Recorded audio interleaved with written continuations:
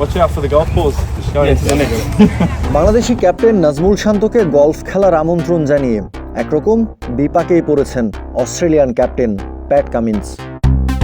অবশ্য কামিন্সকে দোষ দিয়েও তো লাভ নেই, তিনি তো আর ভবিষ্যৎ দেখতে পারেন না। বাংলাদেশের বিপক্ষে ডারউইন টেস্ট শুরু হওয়ার ঠিক আগের দিন ট্রফি উন্মোচনের সময় বেশ ফুরফুরে মেজাজে ছিলেন প্যাট কামিন্স। ট্রফি উন্মোচন শেষে ফিরে যেতে যেতে নাজমুল শান্তকে ডেকে গলফ খেলার আমন্ত্রণও জানিয়েছিলেন।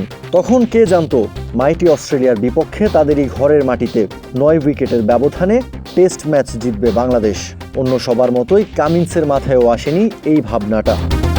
অস্ট্রেলিয়ার বিপক্ষে ডারউইন টেস্ট খেলতে নামার আগেই প্রস্তুতি ম্যাচে মাত্র 54 রানে অল আউট হয়েছিল বাংলাদেশ। তাই তো না চাইতেও বাংলাদেশকে কিছুটা হালকাভাবেই নিচ্ছিলেন প্যাট কামিন্সরা।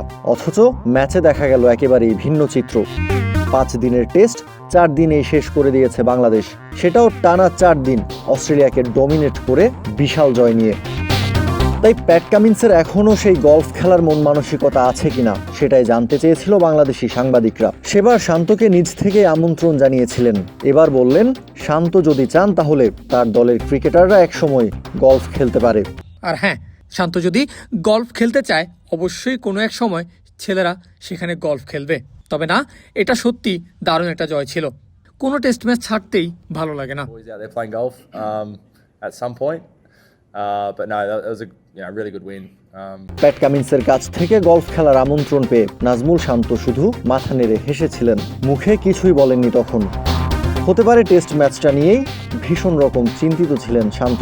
সময়ের পরিক্রমায় এখন নাজমুল শান্ত আছেন ফুরফুরে মেজাজে। একদিন আগেই খেলা শেষ হয়ে গেছে, বাংলাদেশ ম্যাচটা জিতে নিয়েছে 9 উইকেটে। তাই তো ম্যাচ শেষে নাজমুল শান্ত প্রেস কনফারেন্সে এলেই বাংলাদেশি সাংবাদিকরা তার কাছেও জানতে চান প্যাট কামিন্সের আমন্ত্রণটা এখনো আছে, নাজমুল শান্ত গলফ খেলতে চান কিনা। এবার কনফিডেন্টলি শান্ত উত্তর দিয়েছেন, কেন না, কেউ আমন্ত্রণ দিলে তো আর সেটা ফিরিয়ে দিতে হয় না। অন্তত বাংলাদেশের সংস্কৃতি তো সেই কথাই বলে। প্যাট কামিন্স একটা গলফ বলে গেলেন যে এখন ইনভাইটেশনটা আছে, খেলবেন? খেলতে তো চাই, যদি প্লেয়াররা যেতে চাই অবশ্যই, কেন না। ডারউইন টেস্টটা বাংলাদেশ যে মারারা আন্তর্জাতিক ক্রিকেট স্টেডিয়ামে খেলেছে, সেই স্টেডিয়ামের পাশেই কম করে হলেও 3 থেকে 4টা গলফ ক্লাব আছে। একদিন আগেই টেস্ট ম্যাচটা শেষ হয়ে যাওয়ায় ফাঁকা সময়ও আছে শান্তদের হাতে। তাই তো প্যাট কামিন্স যদি নিজের আমন্ত্রণে অটুট থেকে নাজমুল শান্তদের গলফ খেলতে ডাকেন তাহলে প্রস্তুত আছে বাংলাদেশ দলও। কাউসার শান্ত, ক্রিক ফ্রেঞ্জি।